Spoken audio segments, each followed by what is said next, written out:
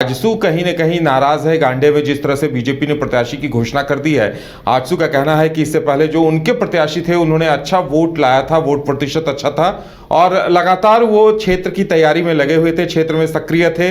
लेकिन अब कहीं न कहीं आजसू कह रही है कि उनके जो प्रत्याशी हैं वो मानने को तैयार नहीं हो रहे हैं और उनकी तैयारी है। तो क्या ऐसे में सवाल ये उठता है कि क्या वहां बीजेपी प्रत्याशी वापस लेगी, आजसू को गठबंधन में ये सीट दी जाएगी या फिर फ्रेंडली फाइट होता हुआ दिखाई देगा? ये सवाल भी अहम है।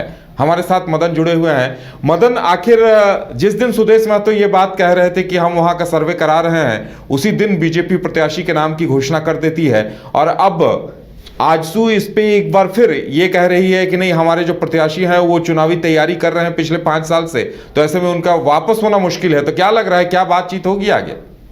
बिल्कुल, ये हम कह सकते हैं कि आजसू ने जिस दिन ये घोषणा किया था कि हम 5 सदस्यीय टीम बनाते हैं और वो वहाँ सर्वे करके फिर जो है एक तरह से वहाँ पर एक्चुअल जो ग्राउंड रिपोर्ट है वो जानने की कोशिश करेंगे और उसके बाद हम अपने जो उम्मीदवार होंगे गठबंधन के तहत फैसला करेंगे। तो ऐसे में हम ये कह सकते हैं कि आजसू अब सर्वे करके वहाँ से अपने नेताओं और कार्यकर्ताओं के फीडबैक जो है लिए हैं। ऐसे में अब इंतज़ार ये है कि 13 को एक महत्वपूर्ण बैठक होनी है चुनाव प्रमुखों की। अब ये भी है कि गिरिडीह से आजसू लोकसभा के चुनाव भी लड़ रहे हैं। तो ऐसे में बीजेपी के द्वारा जब उम्मीदवार की घोषणा कर दी गई है तो आखिर जो उनके संगठन है वहाँ पर उसे किस तरह से और मजबूत किया जाए और लोकसभा चुनाव में भी जीत हासिल की जाए और गांडे में किस तरह से आगे बढ़ा जाए, इसको लेकर के 13 को जो महत्वपूर्ण बैठक है वो फैसला करेगा। लेकिन ये बात तय माना जा रहा है कि फिलहाल आजसू की नाराजगी जरूर इस बात से है कि संगठन उनका मजबूत है। दूसरे और तीसरे जगह पर दूसरे पर बीजेपी और तीसरे स्थान पर आजसू रहा था।